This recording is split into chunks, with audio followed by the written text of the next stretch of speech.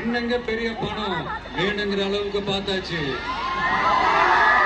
அரசியலுக்கு வந்துதான் நான் பணம் சம்பாதிக்கணுமா என்ன? அதுக்கு கொஞ்சம் கூட அவசியமே இல்லை. எனக்கு எல்லாத்தையும் எல்லாமும் கொடுத்த உங்களுக்காக உழைக்கிறத தவிர எனக்கு வேற எந்த எண்ணமும் எந்த வேலையும் இல்லை. விஜய் அண்ணா, விஜய் தம்பி, விஜய் தம்பி, நம்ம விஜய் நம்ம விஜய்னு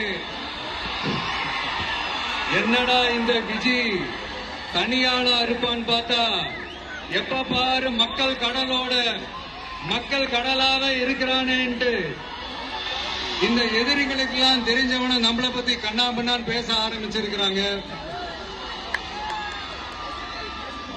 அதாவது நான் மரியாதையா பேசினா கூட அதை தவறா எடுத்துக்கிறாங்கன்னா பாத்துக்கங்களேன். அதனால யார் என்ன சொன்னாலும் அறிஞர் அண்ணா அவர்கள் சொன்ன அந்த பஞ்சு தான், வாழ்க வசவாளர்கள் அப்படின்னு சொல்லிட்டு போயிட்டு இருக்க வேண்டியதுதான். நான் மதுரை மாநாட்டில் உங்க எல்லாரையும் நேர்ல சந்திக்க வரேன்னு சொல்லியிருந்தேன்.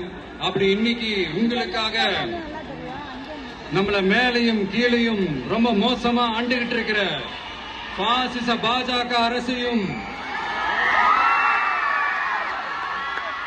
பாய்சன் திமுக அரசையும்